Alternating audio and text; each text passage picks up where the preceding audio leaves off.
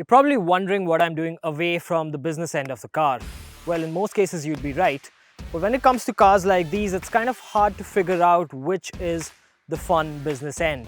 One with a dual folding tailgate mounted speakers, and a nice seating area to watch a setting sun.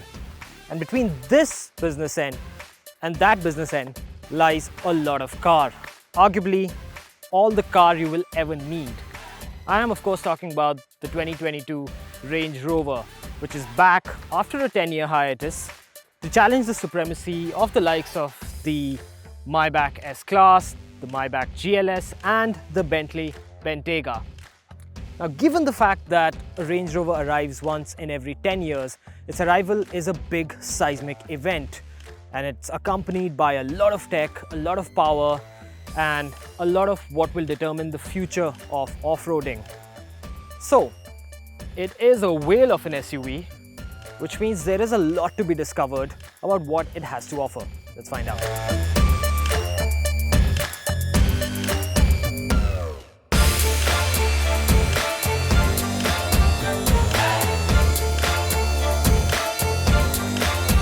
Hello and welcome to an episode of the Drive Report in association with Bridgestone. Now, the car next to me, of course, needs no introduction. It's the 2022 Range Rover, and the special thing about Range Rovers is that no matter what point in history you look at them, ever since one was launched in 1969, you can instantly recognize an SUV as a Range Rover. The new Range Rover is an aerodynamically enhanced, more sharply engineered version of its former self. Instead of ostentatious design flourishes, chrome grills and bulbous wheel arches, it relies on understated and tasteful minimalism. Jaguar Land Rover designer Jerry McGovern believes in the less is more design philosophy, and the effect is startling. The fifth generation Range Rover manages to be both distinct and yet immediately recognizable as the latest descendant in a long line of the world's most pedigreed SUV. It's also been designed keeping in mind future electrification. So when the all-electric Range Rover does arrive in 2024, it will essentially be an electrified version of this, which means this has been designed keeping in mind that it will have to accommodate 2 electric motors and 1 battery pack. Now, without any further delay, let me actually hop inside this car. And I really do mean hop in, because even at its lowest setting right now, which is at access mode with a ground clearance of about 219mm, it's still a pretty tall beast. But there's a certain sense of drama and grandiosity that comes with stepping inside a Range Rover. And I'm about to find out. There's really no other car like it.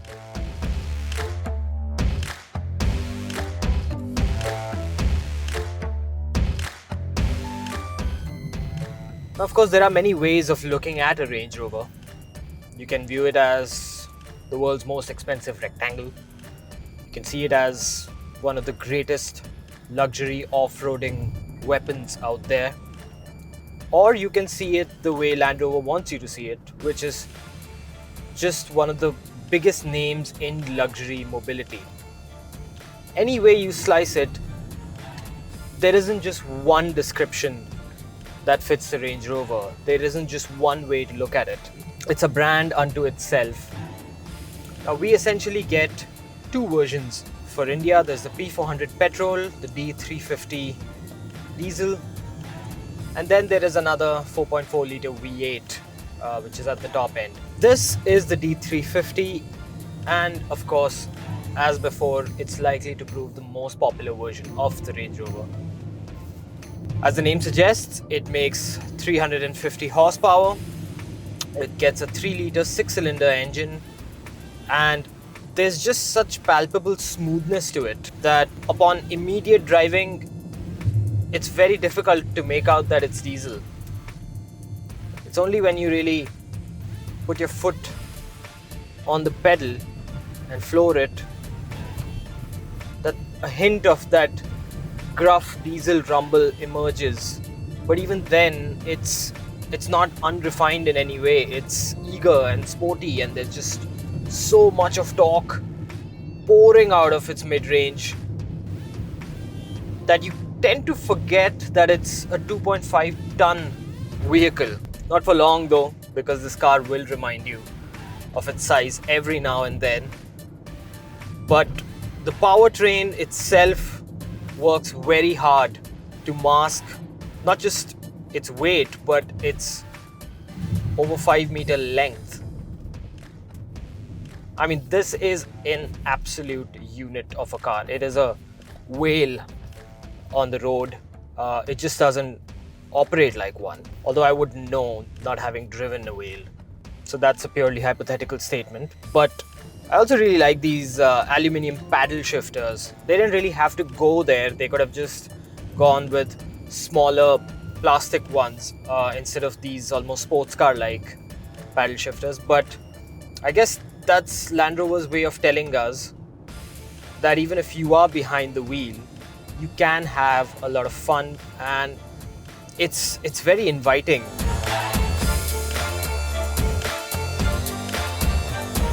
At the price range in which the Range Rover operates, it really cannot afford to leave any stone unturned. It can't have any particular attribute that isn't well considered, well thought out, and perfectly executed. Because let's face it, with this size and price tag, it surpasses the S-Class considerably in the price range. So it's got to be so much more.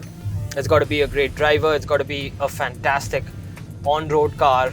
If you want to think of the big full-size Range Rover, think of it as a car that contains all the best bits from the Land Rovers that are currently in the market.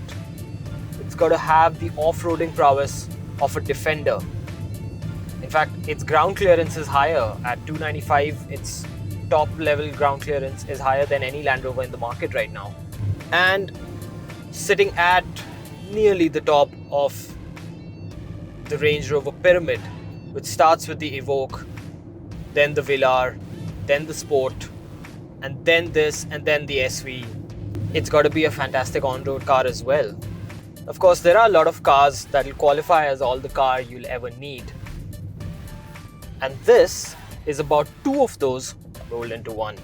One area, of course, where you do feel its sheer bulk and size is when you brake hard. That isn't an indictment of the brakes. They work extremely well. But it is tricky to manage all that weight which just comes pushing forward, especially if you're coming off a fast bend and approaching a cratered pothole road.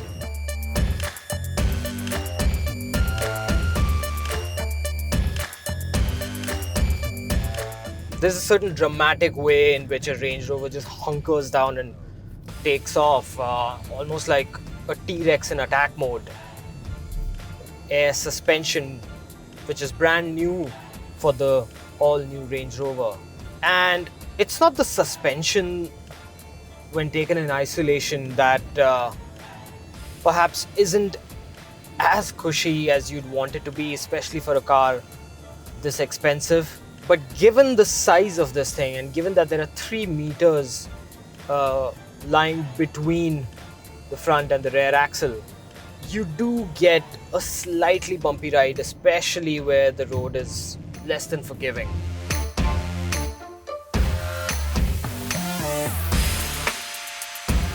But where I think they've gotten a tad overzealous is in this dynamic mode, which is very easily accessible thanks to this very legible big screen. And the logo even has a racing helmet just to tip you off, and when you press it, you get a G-force meter in a 5 meter, 2.5 ton Range Rover. Imagine that. I'm assuming it's part of the whole British sense of humor, because you have a pedal graph, you have lap times, so somebody actually thinks that it's not a bad idea to take this to a racetrack and just hash it out a bit. Ease of driving, that's also made the Range Rover such a big name. I mean, it is a massive car. And then there's the SV, which gets lounge-like chairs at the back with a 4-seater format. And that's probably as luxurious as it can get. The level of features that this thing packs, and then the fact that it's cavernous, I mean, you can just see or get a sense of the space that I'm operating within. At every toll gate, I had to endure at least one comparison to an apartment or a bungalow. But this is an entire airline lounge that just moves very fast if you want it to. There's also the visibility that it offers. Now, the same restrained minimalism that's been practiced on the outside can be found on the inside. And that's what I really, really like about the Range Rover. If you are a fan of understated luxury, some sort of restraint, not a lot of flashy neon discotheque lights kind of blinding you, but something that's a little more Victorian, a little more old world, then there is a lot to be liked here. Everything is a little subdued, including this almost beige leather. Of course, it's dual tone, but nothing feels intrusive, nothing feels imposing, nothing overwhelms you. So you're not going to find any pillar to pillar touchscreens. In fact, they've nicely divided up this touchscreen with manual temperature control knobs, which anybody will tell you is always a very welcome addition, because you really don't want to fumble around with a touchscreen. You just want your hand to directly go onto the knob and change the temperature when you're driving. And mind you, a lot of this will be controlled by the chauffeur, although of course you are free to control it sitting at the back. But a lot of luxury cars can claim to offer reclining seats and lounge-like comfort. Where the Range Rover distinguishes itself is when you go where few luxury cars dare. Switch the car to its off-road mode and you now get a much taller riding position, thanks to the overall ground clearance having been raised to 295mm.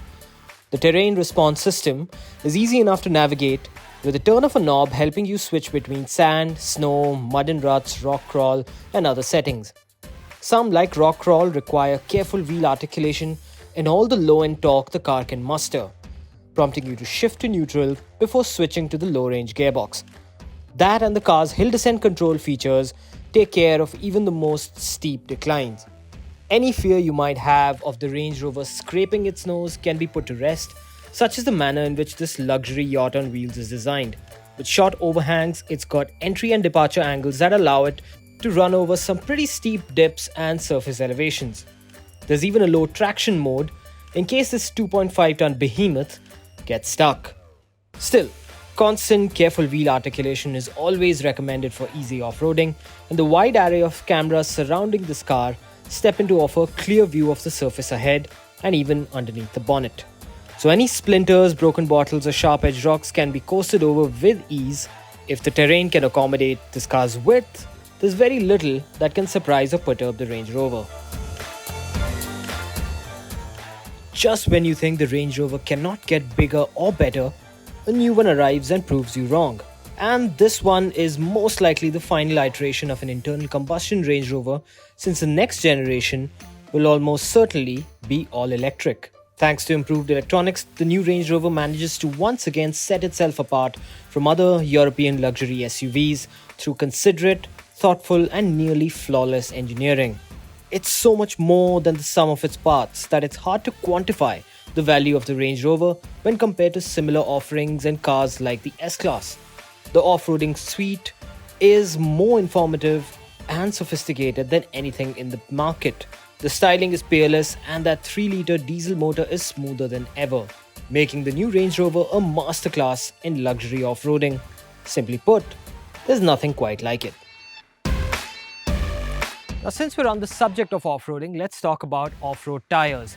You see, with SUVs becoming the predominant and preferred form of private transport, a lot of them tend to go off-road, and as a result, you need to rely on heavy-duty off-road tires, because no matter how good your SUV is and what kind of technology it's packing, whether it's all-wheel drive, whether it's got a transfer case, it is really no good without the right set of tires. Now with heavy-duty off-road tires come heavy-duty block patterns and puncture-resistant tire sidewalls, which are great if you want to go boulder bashing, rock climbing, whatever it may be. However, as a downside, heavy-duty off-road tires are not that great on the road, and apart from affecting your mileage and the way the car handles, they also tend to wear out a little faster. Their extra heavy tread patterns do tend to provide that amount of cushioning that you need on terrain which has shrapnel, which has sharp-edged rocks, etc. But when it comes to on the tarmac, which is where an average SUV spends 70% of its lifespan, things are not that great. So with that in mind, what is the best compromise? Well, that comes in the form of all-terrain tires, which are not exactly designed for mud bashing, boulder bashing, rock climbing and water wading, but can be great for your average weekend overlanding and just going across grassy, rocky surfaces. With an all-terrain tire, however, make sure that when you pick out one, its diameter reading is in accordance with the wheel size. Everything from the tread pattern to the diameter and the sidewall aspect ratio are mentioned on the sidewall of your tire. So ensure that the weight that your vehicle is bearing and the size of the tire is not large enough that it requires any severe modifications. If it's heavy duty off-roading that you have in mind, it's probably best to switch those tires and then switch them back once you're back home so that you can enjoy on tarmac performance the way you were meant to. So ensure that when buying a tire, make sure that you read what is written on the sidewall, pick out a tread pattern that is best suited to your needs, and make sure that its load bearing capacity and size are all in accordance with what the manufacturer has suggested.